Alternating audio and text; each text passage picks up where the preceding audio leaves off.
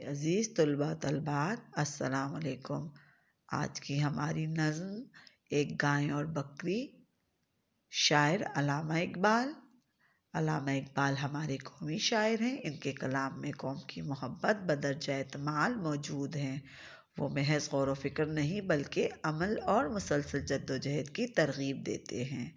انہوں نے بچوں اور بڑوں کے لیے سبق آموز نظمیں تحریر کی۔ علامہ اقبال کی شخصیت ایک ایسی موج تھی جس کا سمندر عالم اسلام تھا اور اس کی منزل رضا الہی تھی۔ نظم کا تعارف۔ نظم ایک گائے اور بکری علامہ اقبال کے شعری مجموعے بانگ درا سے اخذ کی گئی ہے۔ یہ نظم 3 حصوں پر مشتمل ہے۔ پہلے حصے میں چراگاہ کی منظر کشی کی گئی ہے۔ دوسرے اور تیسرے حصے میں گائے اور بکری کے مابین ایک مکالمہ پیش کیا گیا ہے۔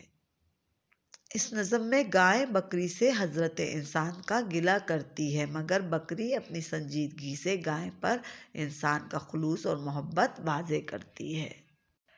در حقیقت علامہ اقبال نے نظم کا بنیادی تصور یہ پیش کیا ہے کہ انسان کو بلا جواز کسی دوسرے سے گلہ مند نہیں ہونا چاہیے۔ کسی کی برائیوں کے ساتھ ساتھ ان کی خوبیوں پر بھی نظر رکھنی چاہیے۔ یہ بڑی ناانصافی کی بات ہے کہ کسی کی خوبیوں کو نظر انداز کرتے ہوئے اس کی برائیوں کو بیان کیا جائے، جبکہ اخلاقی خوبی یہ ہے کہ کسی کی برائیوں سے نگاہ بچا کر ان کی خوبیوں کی تعریف کی جائے۔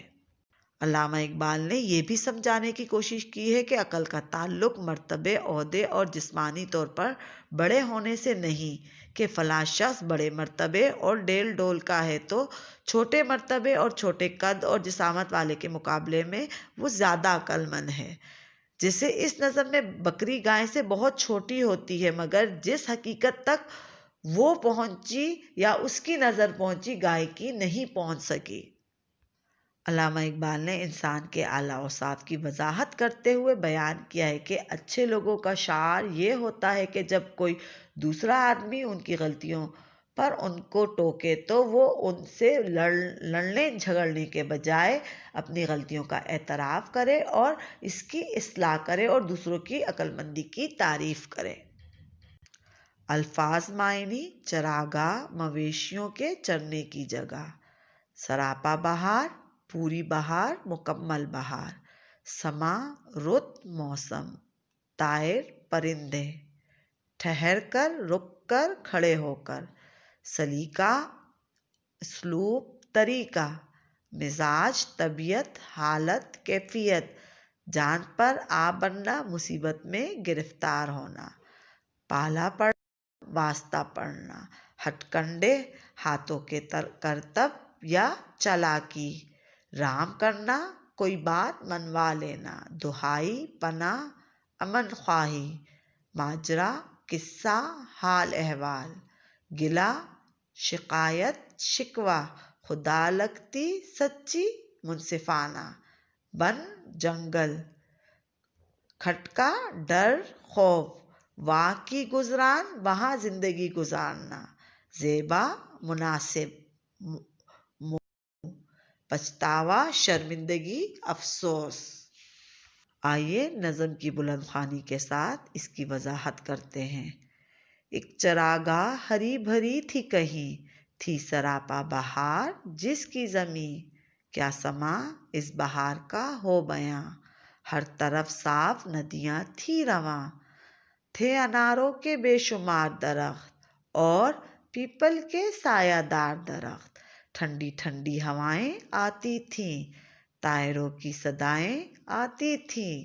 کسی ندی کے پاس ایک بکری چرتے چرتے کہیں سے آ نکلی، جب ٹھہر کر ادھر ادھر دیکھا، پاس ایک گائے کو کھڑا پایا۔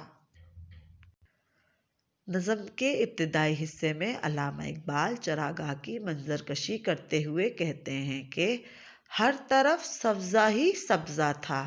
اس چراگاہ کی زمین بہار کا منظر پیش کر رہی تھی، جس میں مختلف قسم کی صاف ندیاں بہہ رہی تھیں، کہیں اناروں کے سرسبز درخت تو کہیں پیپل کے سایہ دار درخت ہواؤں کے دوش پر جھول رہے تھے۔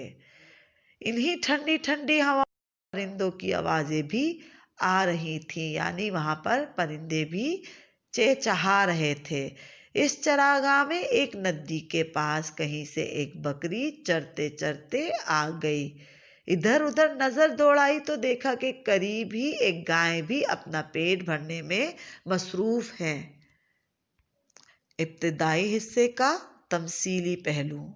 علامہ اقبال دراصل سمجھانا چاہ رہے ہیں کہ ہم اپنے ارد گرد نظر ڈالیں تو ہمیں اندازہ ہوگا کہ اللہ نے ہمیں بے شمار نعمتیں عطا فرمائی ہیں۔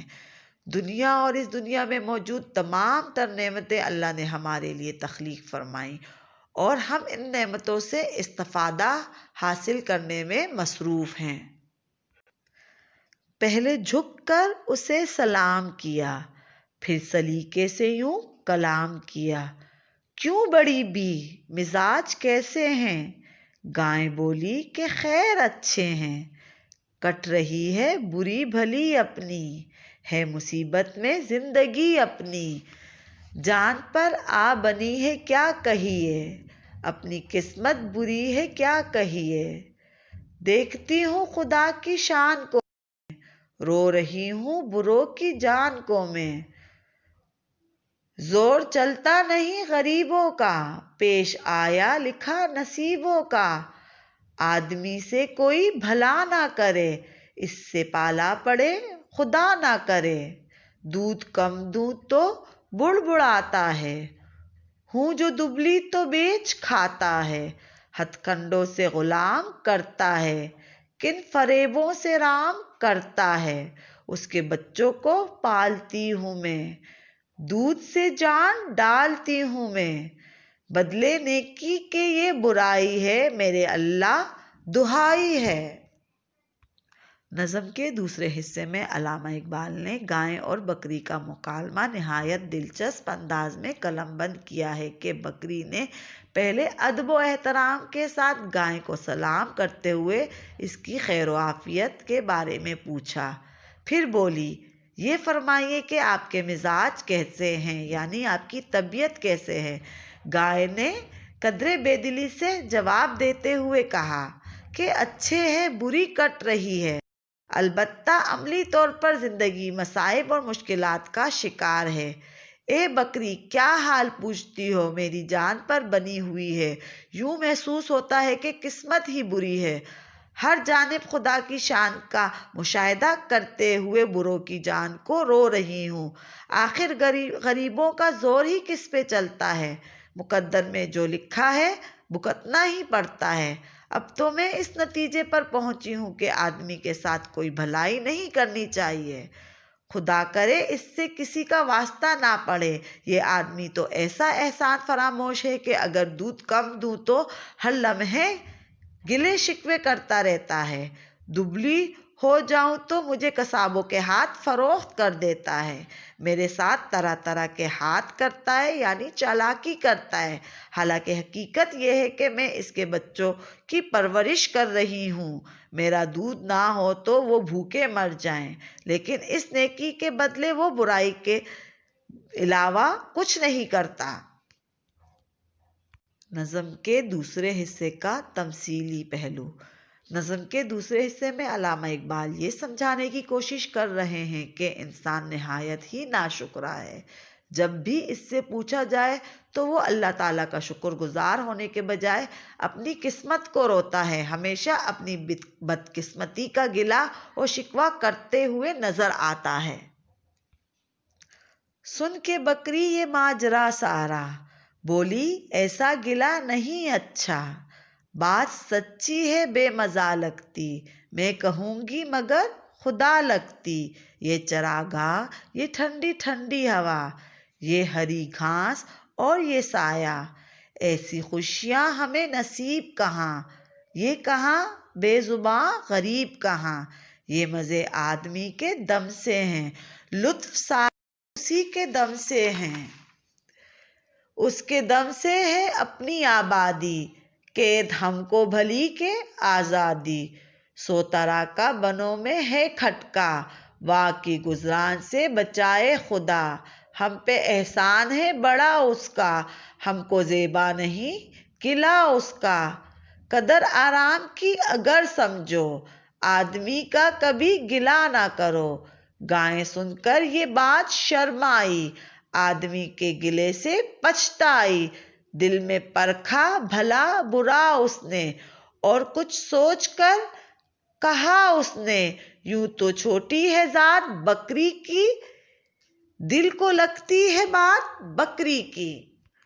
نظم کے آخری حصے میں بکری نہایت عقل مندی اور دانشمندی کا مظاہرہ کرتے ہوئے گائیں کے زبانی یہ احوال سن کر کہتی ہے کہ اس انداز کی شکایت اور گلہ مناسب نہیں۔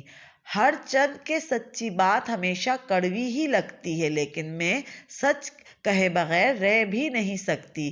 یہ تو بتائیے کہ جو ہری ہری گھاس آپ چر رہے ہیں، یہاں جو سایہ دار درخت موجود ہیں جن کے سے چھن چھن کرتی ٹھنڈی ہوائیں آتی ہیں، کیا یہ محض آدمی کی محنت اور مشقت کے سبب وجود میں نہیں آئی؟ اور کیا ہم غریب اور بے سر و سامان مویشی ان سے فائدہ نہیں اٹھا رہے؟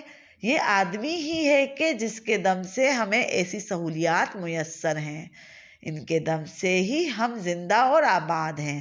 ہمیں انسان کا شکر گزار ہونا چاہیے۔ اگر ہم جنگل میں رہتے تو ہمیں ہر وقت جنگلی جانوروں سے طرح طرح کے خطرات رہتے۔ بکری کی حقیقت بیانی سے گائے کی آنکھیں کھل گئیں۔ وہ شرمندہ ہوئی اور بولی، تم مجھ سے بے شک چھوٹی ہو، لیکن تمہاری باتیں سچی ہیں اور دل کو بھی لگتی ہیں، یعنی تم نے اپنی عقل مندی سے مجھے میری غلطی کا احساس دلایا اور میری اصلاح کی۔ تمہاری ساری باتیں حقیقت پر مبنی ہیں۔ نظم کے آخری حصے کا تمثیلی پہلو۔ نظم کے آخری حصے میں علامہ اقبال ہمیں نصیحت کرتے ہوئے سمجھا رہے ہیں کہ ہمیں ہر حال میں اللہ کا شکر ادا کرنا چاہیے۔ اللہ نے نہ صرف ہمیں زندگی جیسی نعمت عطا فرمائی، بلکہ اسے گزارنے کے لیے دنیا کو ہمارے لیے تخلیق کیا اور تمام تر بنیادی سہولیات عطا فرمائیں۔ جس حال میں اللہ رکھے ہمیں خوش رہنا چاہیے اور اپنی قسمت پر صبر و شکر کرنا چاہیے اور رب کی رضا میں راضی رہنا چاہیے، تاکہ ہماری زندگی پرسکون گزرے اور رب کی رضا حاصل ہو۔